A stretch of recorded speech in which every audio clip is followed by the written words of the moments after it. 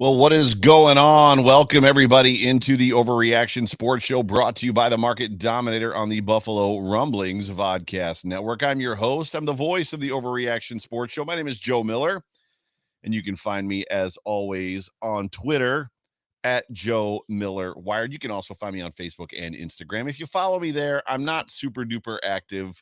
It's also a little more personal to real life. You can absolutely follow me or friend me or whatever it's called. I'll generally more than likely follow or friend you back.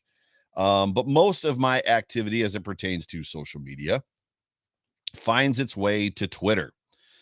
But welcome everybody into the Overreaction Sports Show. It's so good to have you. Got a great show for you. Super duper good show for you. Talking all things NFL draft, all things Buffalo Bills draft. And at the bottom of the hour, Mr. Exclusive himself will be joining us, Bruce Nolan, the one, the only. He's going to give us some quick hits on his thoughts in regards to just some picks that the Bills made. We're probably not going to have a ton of time to get into a lot of it because I talk a lot. Bruce talks a lot. And when you get Joe talks a lot and Bruce talks a lot together, then there's just a lot of talk. So we're going to try to do this thing as quickly as we possibly can. But as we always like to say here on the show, what's up, Elliot Eisler? Elliot Eisler just jumped in the room. JR's in the room. Jason Humbert, good to see Richard Rush, my guy. Everybody else in the chat. I got totally distracted because I haven't seen Elliot I haven't seen him in a minute. But where I was going before up to Daniel Gowries. Now you're all just getting up in here. But before we move on, before I get distracted any further, whether this podcast finds you around a cup of coffee, at the gym with your AirPods in, on the drive to work, or watching me live right now on YouTube, Facebook, or Twitter, let me just one more time say welcome. We are Super Chat Live. This is a podcast. It is a show where we effectively record a podcast live. There are no starts. There are no stops. Well, there was a start. There's no stops. There's no edits. It's completely live. If you want to get my attention, if you've got a comment or a question, please super chat me. It's not about the money. It's more about just making it show up on my screen in really bright colors so that I recognize it and see it, so that it breaks me away from my script, my outline, if you will. Also, whatever channel or platform you're watching or listening on, please do me a favor and like and subscribe. But real quick, what I want to do is I want to get in a word from our sponsor, the one, the only, the Market Dominator himself. So hang on. Here is Big John. Introducing the Market Dominator. Folks, I'm John Spaschak. That's right, the Market Dominator. And I am the proud sponsor of the Overreaction podcast, hosted by my good friend, Joe Miller.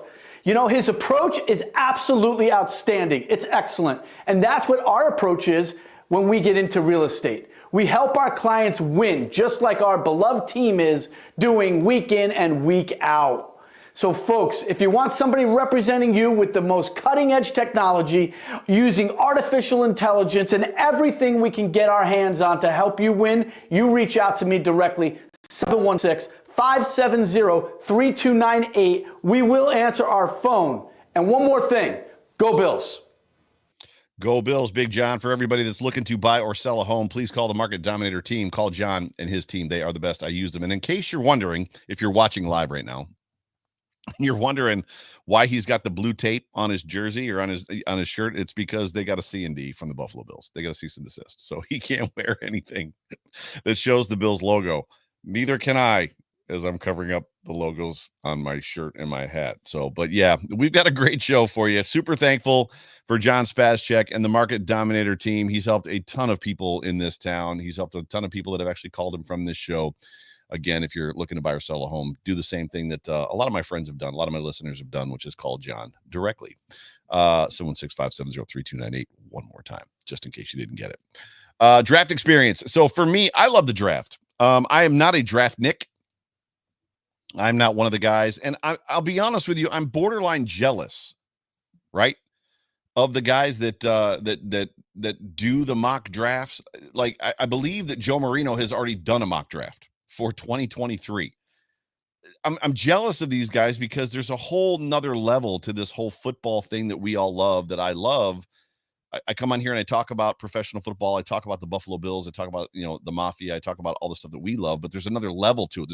There's another like sub layer to it. There's a multiverse, if you will, to this whole football experience. And part of that, or a big part of that, is the draft and what goes in with the draft to include scouting players and watching college football, of which I do none of. I do absolutely none of. So even with that being said, of my total lack of knowledge, my ignorance, if you will, to college football players by and large, outside of probably the top 10 players every year that we hear about on ESPN and the NFL Network and whatnot, or just the radio in general, I'm widely just short there. But I love, all that to be said, I love the NFL draft. I absolutely love, and it was in Cleveland, and I was jealous I couldn't go. It was in Nashville. I was jealous I couldn't go. And I've had a job traditionally that has not allowed me the time and the ability to get away as much maybe as I'd like to at certain times, money, hotel rooms, flights, all that kind of crap, stuff like that.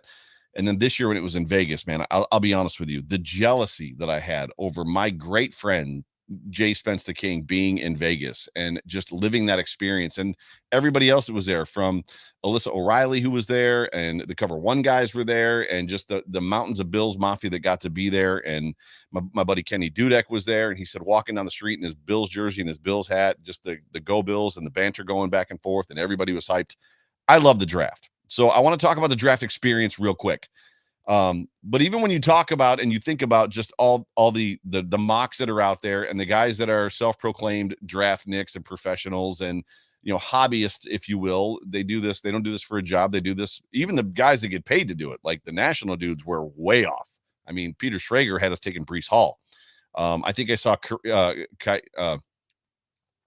I think I saw Elam taken one time, Kaiir Elam taken one time by one mock draft, excuse me, in the Bills' first round pick at 25. And obviously the Bills jumped up to 23 and get him, or jumped up to 23 and got him. But this is why, if you think about it, if you watch what happened in this draft in 2022, this is why they are NFL GMs and you and I are not.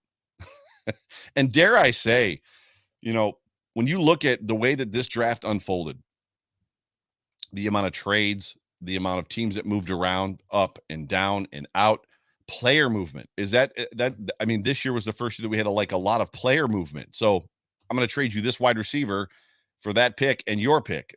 There was just a lot of stuff that happened this year. When you think about that, the next time you're on a social media platform, whether it's Facebook and one of the many Bills Mafia groups, and people are talking about potential draft picks, or you're on Twitter talking about a mock draft, or you're in somebody's mentions talking about a mock draft, and they're kind of giving you, maybe a little bit of a hey, I know more about this than you do type of a spiel, just remind them nobody knows anything about this. It's legitimately a crapshoot. And Thursday night for round one, it was completely wild. Like I said, teams almost trading at will. GMs woke up Thursday morning and they chose chaos. Absolute legitimate chaos. They were like, you know what? We're just going to do whatever we want to do. A.J. Brown was traded to the Eagles right after Hollywood Brown was traded to the Cardinals. I couldn't believe either of those picks, or either of those trades, rather. It was unbelievable. There were 11 trades in total in round one on Thursday night in the 2022 NFL Draft. And what's interesting to me, aside from all of the trading movement,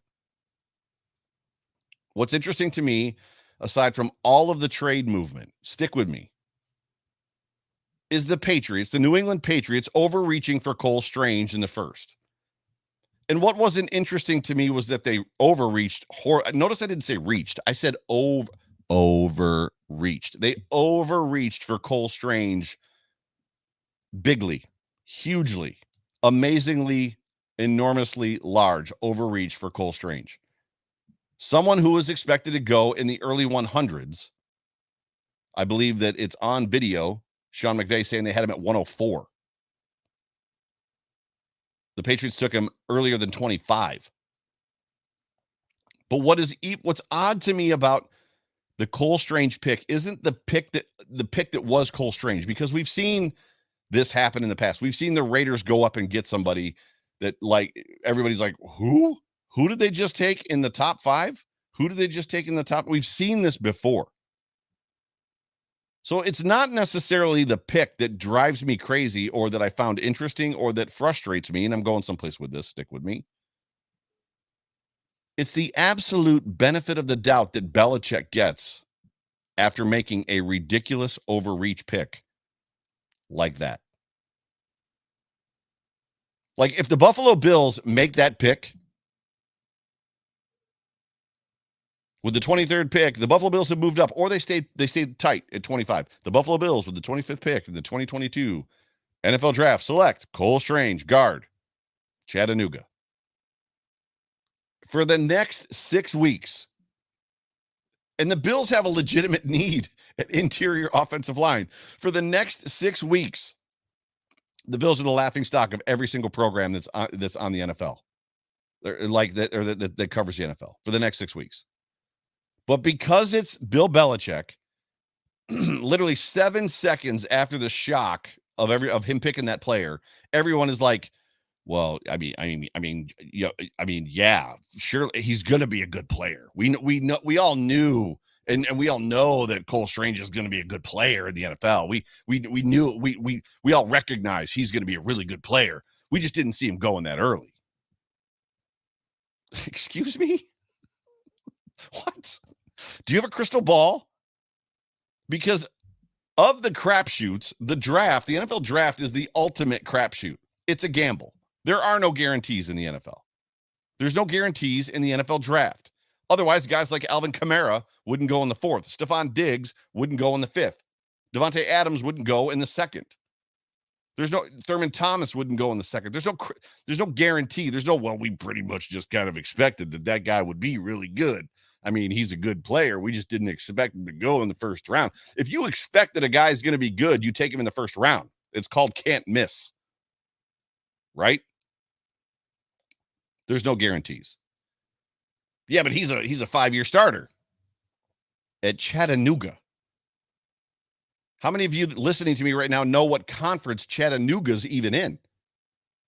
I mean, but Joe, he's potentially a great franchise left tackle. And to get a franchise left tackle, I mean, that's a steal anywhere you draft him. No, he's a guard. To me, you could make an excuse. You could be like, well, I could see it because he's going to be he has the potential to be a franchise left tackle. No, this dude's a guard. A guard. The benefit of the doubt. It's just how quickly people turned from what to, well, I get it. It's Bill Belichick. The whole thing is just baffling to me. Baffling. Not only the pick, and this is nothing against Cole Strange. Dude, I was about to say, I hope you work out. No, Cole, I don't. You're not only one of the biggest overreaches ever, you also went to the Patriots. And everybody gave your head coach and general manager the benefit of the doubt for picking you. So I kind of hope you fail. I'm kind of sort of rooting against you. So not only the pick, but whom they could have gotten Cole Strange in the 2nd. They could have got him easily in the 2nd round. Almost assuredly. My guess is, just like Brandon Beane has told all of us in the pressers in the last couple days, we have a board. They have a board. Everybody has a board. Everybody's board is different. However, every team has a guy that's assigned to, almost like a GM for each team. So the Buffalo Bills have on their staff a guy who is intimately aware of what's going on with the Patriots roster. The Bills have on their staff a guy who's intimately aware with the Dolphins roster, with the Chargers roster, with the Packers roster. They've got a guy who's intimately aware with all of the rosters, and it might not just be one guy. One guy might have 2 or 3 teams, but they look at the dude, or they look at their board, and they look at who's in front of them, and they go, okay, that's our guy. We want that guy. We want Cole Strange. Who in front of us has a need? Well, the Buffalo Bills have a need for interior offensive line. Do we think the Bills are going to take interior offensive line, or do we think they're going to take a corner? Well, if I was a betting man, I'd probably say they're going to take a corner. Because both Zion Johnson, if I'm not mistaken, and Kenyon Green were both gone. Well, then we can wait. We don't have to worry about it right here. So who else is in front of it? Like, there's dialogue that happens as much as they shoot, like they put the camera in the draft room, right? And we get this picture, and everybody's just kind of sitting there watching the television. You can't see me, but for those of you in podcast land, I'm just like staring off into space. We've all seen the pictures. Like, everybody in the room is staring at the television. That's not what's happening when when the cameras are off. Literally, they're having conversations. They're having dialogue. Brandon Beane talks about it. Who's on our board? Who do we have a first round rank on? There's no, Who do we have a second round grade on? Who do we have a third round grade on? What are our needs? Who's in front of us that might take? Will they fall? Will they not fall? Blah, blah, blah, blah, blah. They overreached horribly. And there's no other way to say it. There is no grace that should be shown to Bill Belichick and the New England Patriots. But it's amazing to me the grace that was given to him after this pick. This was the worst pick of the draft by a general manager who, oh, by the way, has been a horrible drafter for a decade, maybe longer. It was a ridiculous pick. Well, he's going to be good. I mean, we knew he was going to be good. We really knew. We knew he was going to be good. We just didn't expect him to go in the first round. Well, if you knew he was going to be good, you would have expected him to go in the first round. Don't shoot the messenger. I'm just saying what everybody else should be saying. It was ridiculous.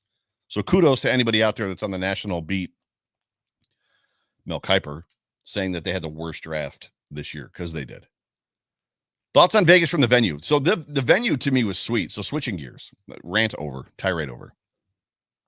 Hope that was entertaining. Multiple people announcing picks like early to me was fun. I'm one of the few people, maybe, I don't know, because everybody boos Roger Goodell. Goodman, listen to me. And it was funny at the one point when Roger Goodell came back out and he was like coaxing the crowd to boo him harder. He's like, come on. And they're all booing him. He's like, so I think he understands that it's a shtick. Like, it's just something the crowd does. But even with my like for Roger Goodell as a presenter, as a human, like, I like the guy for the most part. I'm not talking about his football politics. I'm not talking about the way that he runs the organization. I'm not talking about the way that he disciplines or doesn't discipline players. I'm just saying as a human being, I like Roger Goodell, and I'm actually proud of the fact that he's from Jamestown. He's a Western New York native. But I loved the current players coming out and making picks. That was really cool. I loved the Make-A-Wish kids coming out. It was a great experience to watch. Just they one-upped themselves this year. They did a really good job. The dude from Minnesota, the former player, and his name escapes me, giving his entire life story to include not wanting to come to Minnesota to begin with, and then never really walking it back. He's like, I'm just going to let you know, I didn't want to come to Minnesota. Then we won a Super Bowl. Or no, we went to 2 Super Bowls. And then carried on from there. He never was like, I didn't want to come to, it wasn't the Jim Kelly story. I didn't want to come to Buffalo. In fact, I cried when I came to Buffalo, but you know what? I cried when I retired. Buffalo's now my home. And here I am 20 years later, and I still live in Buffalo. It wasn't that. It was literally, I didn't want to go to Minnesota. Inside of his life story, we went to 2 Super Bowls, blah, blah, blah, blah, blah. Keep going. And then the producer or whoever the stage manager is, physically comes out on the stage and tells him, read the card. It was amazing. It was must-see TV. She walks out on the stage, read the card. And he's like, oh, I just got told to read the card. Unbelievable. That dude's never getting invited back, ever. And then Wayne Newton, of course. And I tweeted this, and it's true. If you didn't see my tweet, I apologize, or shame on you for not having me in your, whatever your algorithms are for your feed. Wayne Newton comes out, and I tweeted, I guarantee you the most Googled thing right now is how old is Wayne Newton? Because I did it, and I put that out there on Twitter, and I swear I had 20 replies. Me too. Yep, I Googled it. I Googled it as well. I wanted to know. I Googled it yesterday. Somebody put, how old is Wayne Newton? That dude was, and he was only 80. I was surprised. I was expecting him to be 91 or 92. It was crazy. Oh, man, I digress. Stevie Johnson announcing the Bills' 3rd pick. That was a lot of fun. That was cool. Then apparently taking a red-eye flight back to Buffalo for his football camp. Shout out to the Buffalo, or to the Bills Mafia Babes for being a part of that event. Kristen Kimmick, just everybody involved with that, with Stevie. That's freaking awesome.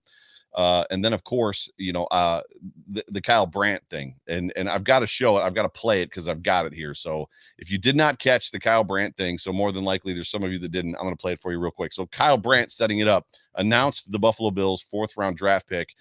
He did Good Morning Football in New York and then flew after that to Vegas. And then this is what he did for the Bills' 4th round pick. Good evening, Las Vegas. Good evening, my brothers and sisters on the NFL Network. And good evening, Western New York. I find it perfect that the Bills are drafting in this city of luck, of chance, because you all know, and I know, The only thing in this world that can stop Josh Allen is the flip of a coin. So Mafia, mount up!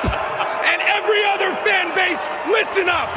Chiefs fans, Raiders fans, Bengals fans, in my hands, I hold the most important pick of this entire round, because this pick is the only pick who will win the Super Bowl in his rookie year. With the 89th pick of the 2022 NFL Draft, the Super Bowl 57 champion Buffalo Bills select my man, Terrell Bernard, linebacker, Baylor. Whoa!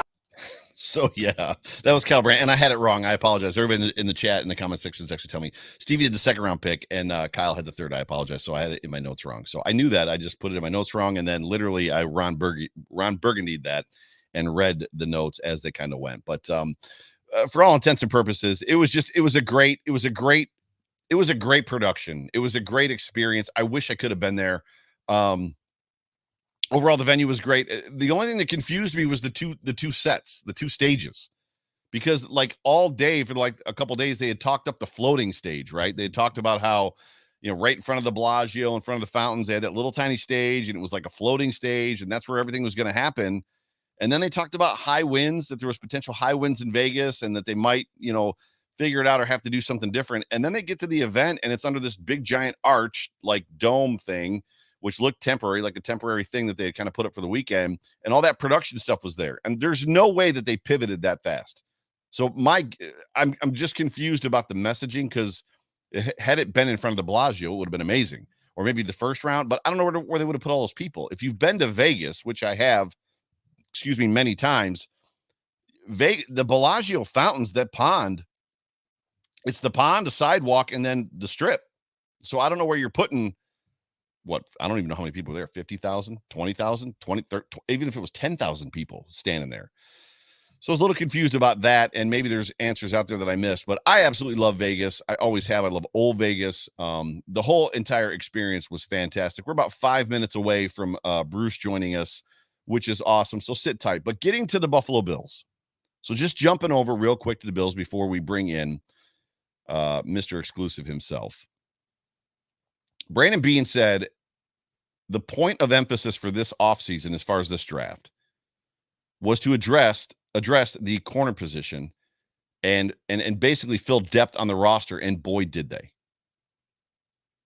And he feels like, he said in his presser, that they helped themselves in this draft, but they will keep their options open in free agency to keep getting better, which is exciting to me, because for me, there was a great deal of, oh man, how do you want to say it?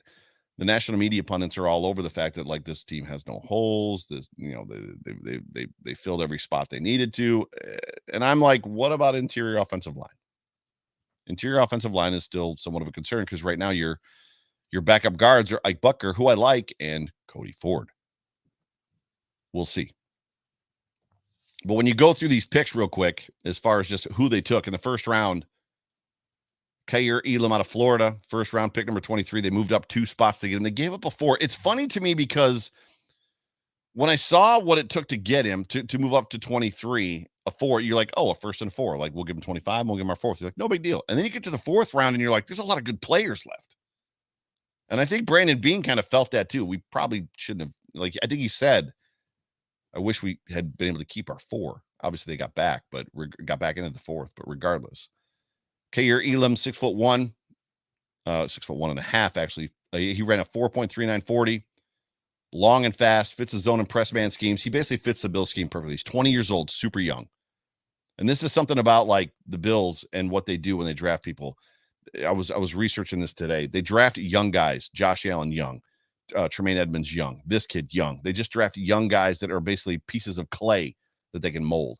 He's a talented player who should match up well with Trey once he gets back. Second round pick, number 63, James Cook out of Georgia. If you weren't excited about this draft, you should be, because of this guy right here. And I have pointed questions I want to ask Bruce real quick about this. Bruce is coming up in about 4 minutes. Brandon Beane said in his post-draft presser that he overemphasized the receiving abilities of James Cook. And make no mistake, he can run the football. So in his first presser, he said that, this is a guy that can catch up the backfield, blah, blah, blah, blah, blah. And then he came back and said, I overemphasized that. Like, we expect this kid to run. And it's funny because there's a narrative out there right now that he does not have the size to be a 3-down running back, but he has the potential, in my opinion, to be bigger than Dalvin. James Cook is 5'11", and he was 199 at the combine. He's an inch taller than his brother, and he's 10 pounds lighter. Dalvin Cook is 5'10", 209. So my guess is 10 pounds. You put 10 pounds on that frame, it shouldn't be too much of a big deal. He runs a 4.42. He's actually faster than his brother. He translates best to a wide zone scheme, which the Bills may be moving to, which makes me a little bit concerned. He's talented with the ball on the ground and receiving, and if he gets into open space, look out. He's going to be hard to get a hold of. Third-round pick, number 89, Terrell Bernard out of Baylor, sorry. There's a lot of people talking about him being a mirror image of Matt Milano. He was widely considered the heart and soul of his college football team at Baylor. That was from his coach. He's a will linebacker. Like he's everything that you think of when you think about Matt Milano when the Bills drafted Matt Milano. Think of Terrell Bernard. So not that he is Matt Milano, but there's measurables and yada, yada, yada that make him look a lot like Matt Milano. He's great in coverage. He also shoots O-line gaps well. He's almost 6'1", 224 pounds. He ran a 4.58 40 time. It was a little bit of a reach. And to be honest with you, it's a little bit unknown right now what the plan is for him. As far as he's not going to replace Tremaine Edmonds. So if that's what you're thinking, you can forget that thought. He's not going to replace Tremaine Edmonds. He's almost backup for Matt Milano, and kind of if they need a third, he's almost like the replacement for AJ Klein, where AJ was not good in coverage. This kid is. This is the pick I love. The fourth pick, number 148. The Bills moved up to get him Khalil Shakir out of Boise State. This kid is a human highlight reel with incredible hands and acrobatic catches. He's got great body control. He's got great ball skills. He outworks defenders for the ball. Solid route runner. Brandon Beane said he's a very smart and cerebral guy who can switch mentally in game. So during the game, he can switch mentally to play different wide receiver positions. This is what I can tell you. I know this for a fact because I've talked to players about it. The Bills have one of the most complex offenses in the NFL. And the Bills brass covet wide receivers that can come in and learn all of those positions. So the slot, the X and the Y, the X, Y, and the Z, right? And this is a kid that can do that, in their opinion. It's not something that every offense can do or every player can do. He has been a punt returner in college, although not often, primarily because he was Boise State's primary weapon. And if he gets a step on you, if he's got the ball and he gets a step on you, it's over. He's just under 6 feet tall, 196. We're in a 4.43 40.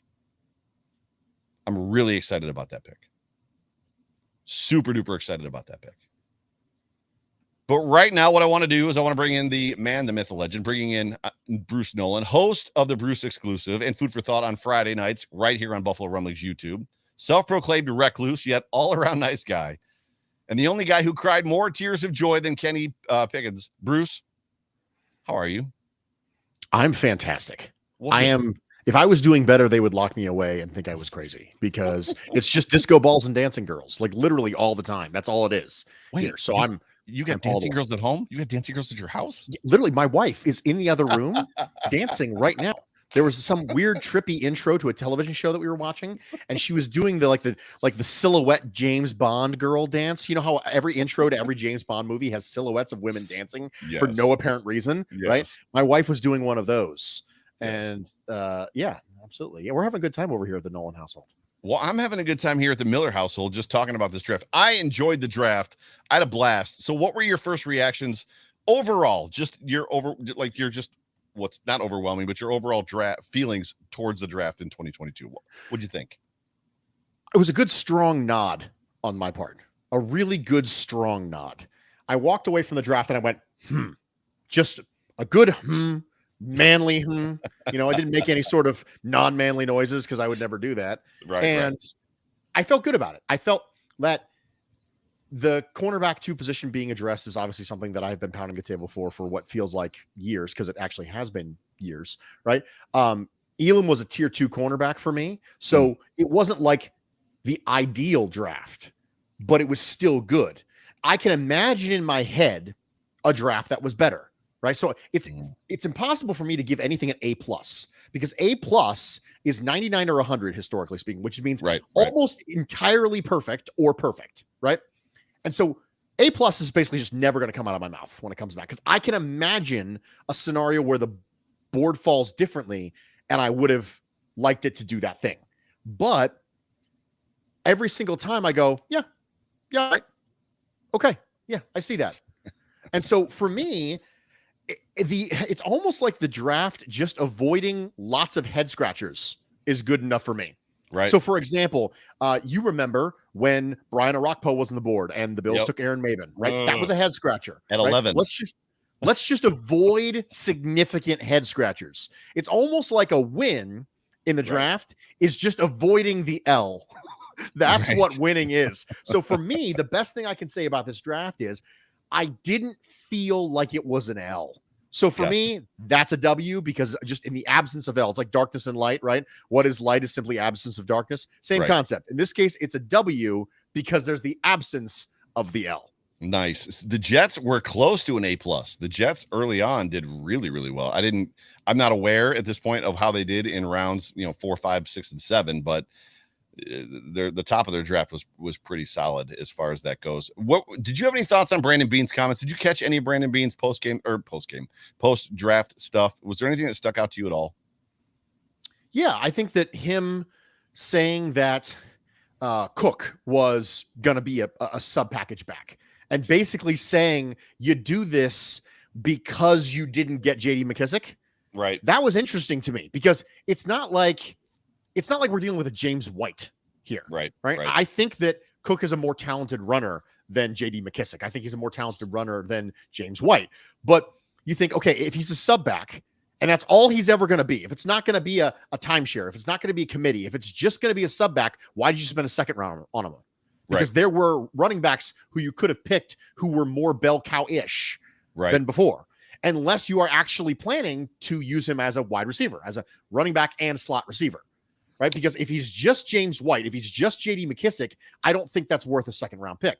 If he's JD McKissic, if it's James White, and he's also taking some of Cole Beasley, then okay, but then you have Khalil Shakir. So it's very interesting to me. I wonder if there's going to be, obviously, this is the time of year when we start extrapolating, right? This is the time where we wonder out loud, and then everyone gets mad at us because we wonder out loud. But the thing I'm wondering out loud about is I'm wondering out loud about underutilization.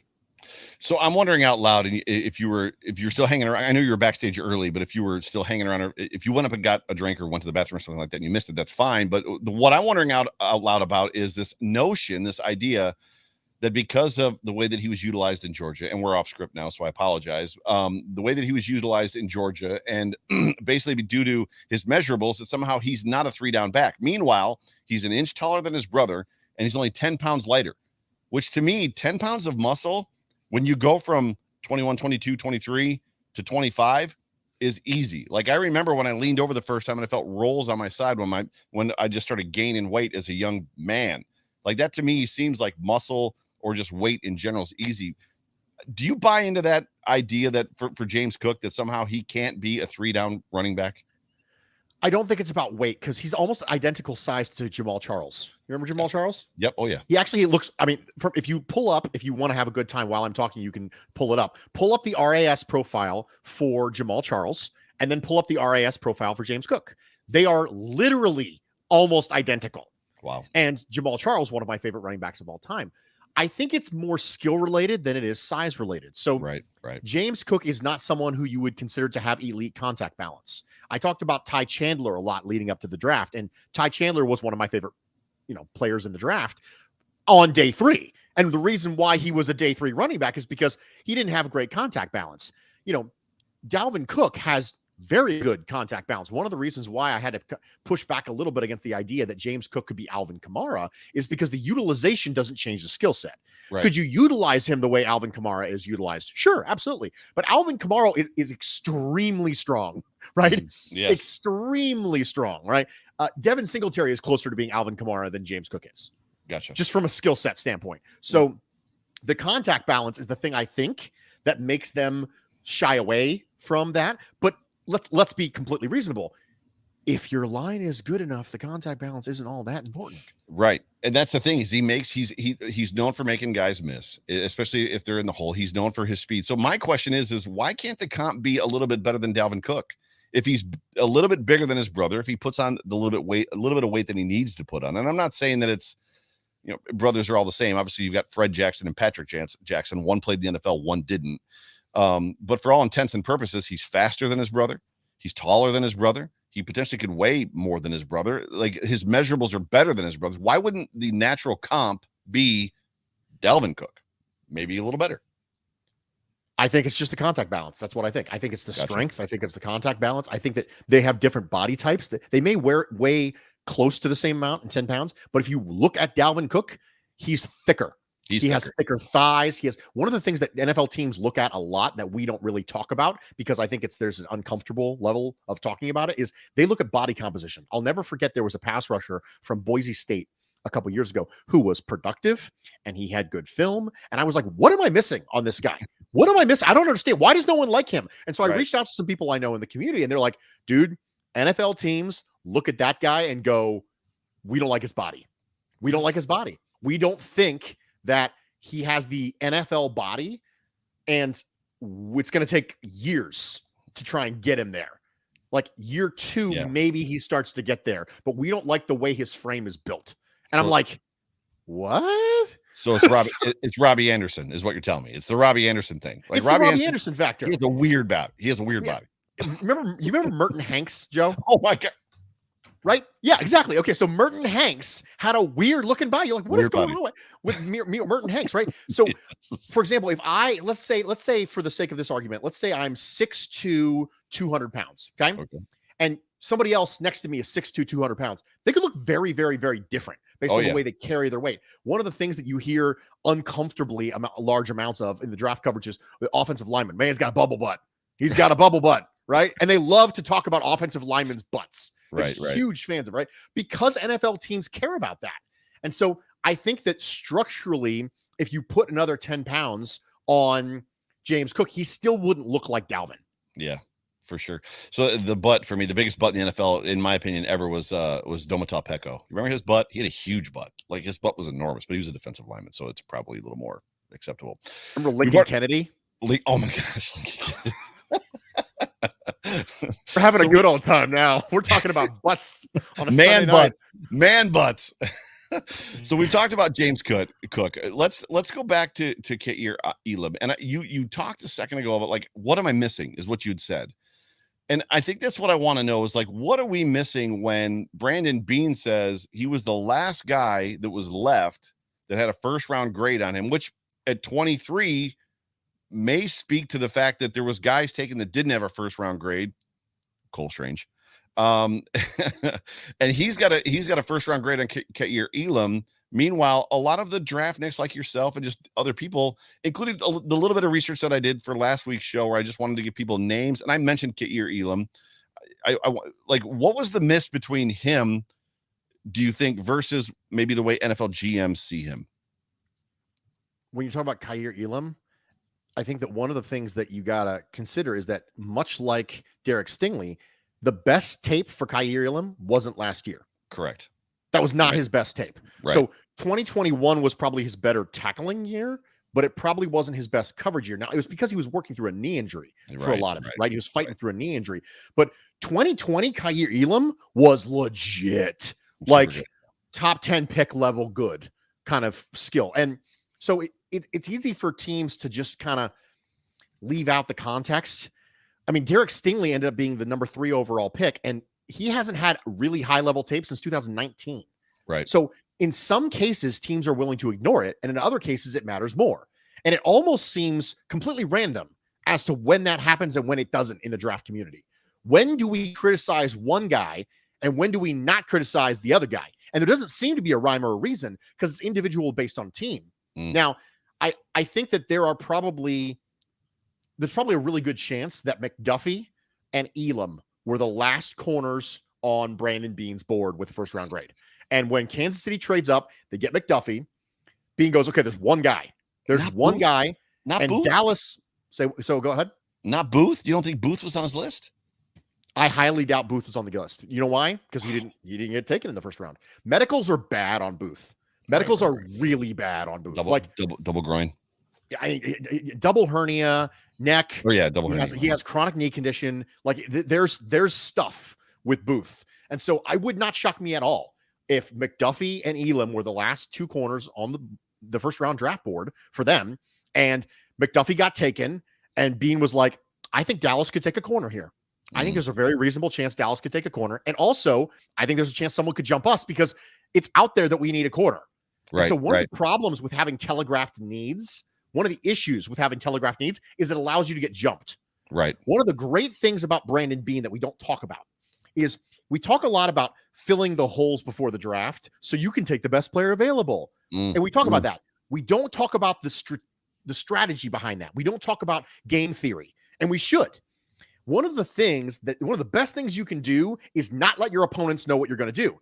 NFL teams are very protective of their information for that very reason. Well, let's be honest. You've seen draft boards on other teams' walls that have team needs for other teams. We know they do this. Right. We know they do this. So we know that teams line up every other team and go, what are their needs? The best thing you can do is make that board as vague as possible. Well, guess what? The Bills did not do it this year when it comes to cornerback. Everybody in the world knew the Bills needed a cornerback. And you know what the cost of that was? A fourth-round pick. That's the cost. The cost of telegraphing your need was a fourth-round pick because now you can't be sure you're not going to get jumped. So I think that, quite frankly, sometimes you just got to do it. So McDuffie went, and I think there's a very reasonable chance that Brandon Beane goes, okay, we got one guy left. Dallas could take a corner, and we could get jumped. I'm not going to take that risk. We're spending the fourth. Let's get our guy and let's go. Yeah, and he flat out said afterwards that he felt better when that was over.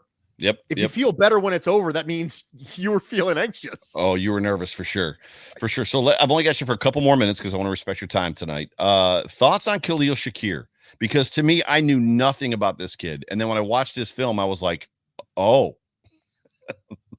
I'm a fan. So I was an Amon-Ra St. Brown guy last year.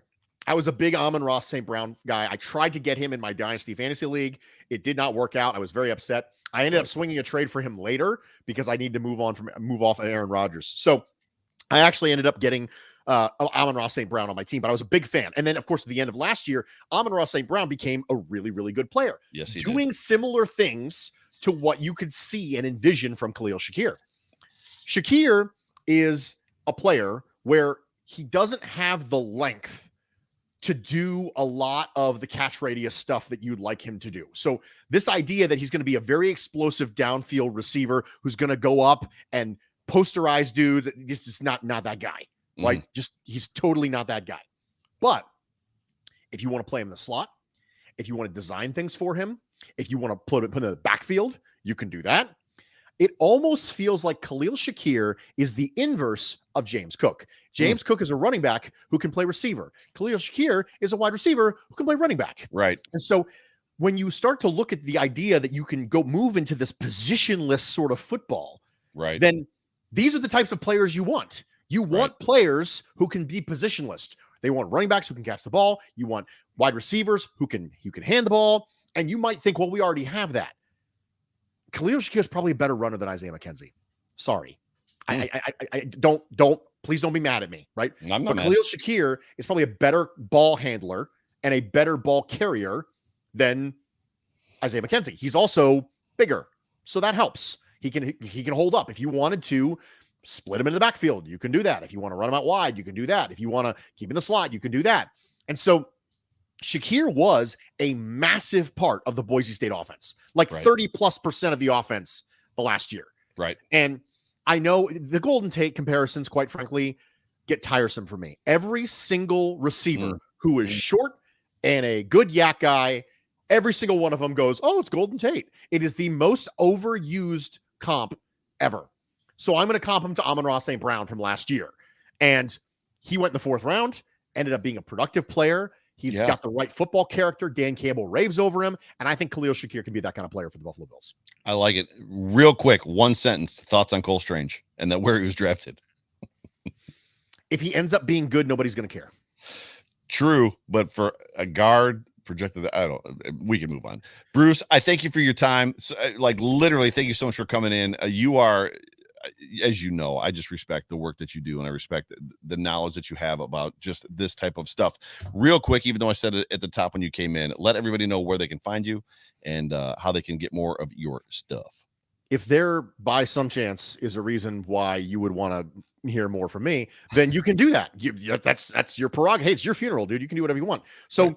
You can find me on Twitter and Instagram at Bruce Exclusive. My show, The Bruce Exclusive, which is a podcast, not video, drops every Thursday morning on the Buffalo Rumblings podcast network. And my show, The Food for Thought show with Nate Geary from WGR, is Fridays at 9 p.m. Eastern time. And we talk about football and food metaphors, and it's a good time. We crack open a beer and we kick up our shoes and we have a good time. It's a nice way to relax after a good week or a bad week or just a middling week. It's fine too. It's a good show. Thank you so much for being a part for coming on and joining us tonight, Bruce. I hope you have a great rest of your evening and enjoy this week, sir. Catch you later, dude. Later. Ladies and gentlemen, that was Mr. Exclusive himself, Bruce Nolan, who I am proud to say is one of my friends, and I get to hang out with him and chat with him about this kind of stuff all the time. But there is what do I want to say? This was a fantastic weekend. Any way that you look at it, any way that you slice it, it was just a wonderful.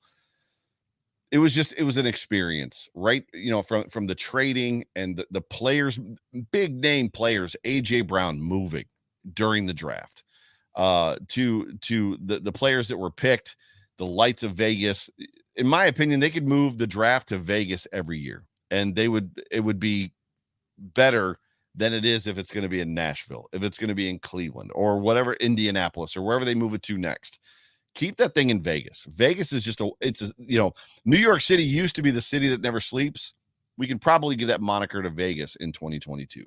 Just let it run and let it roll. It just is what it is. But ladies and gentlemen, you have been tuned into the Overreaction Sports Show, brought to you by the Market Dominator on the Buffalo Rumblings Vodcast Network. I'm your host, the voice of the Overreaction Sports Show. My name is Joe Miller. You can find me on Twitter at Joe Miller Wired. It's so good to have you.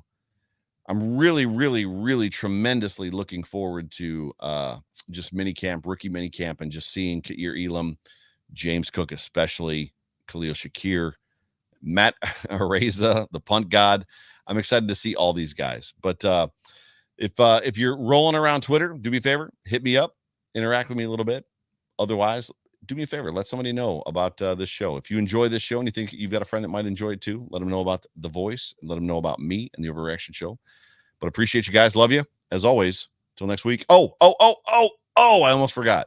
The John Fina Show returns tomorrow night, 9 p.m. Eastern. So we're going to do a special draft version of the John Fina Show, the Off Tackle with John Fina Show, tomorrow, Monday, 9 p.m. Eastern Standard Time. I want to see all of you that are in the room now. I want to see you back next week. Appreciate you guys. Love you so much. Go Bills.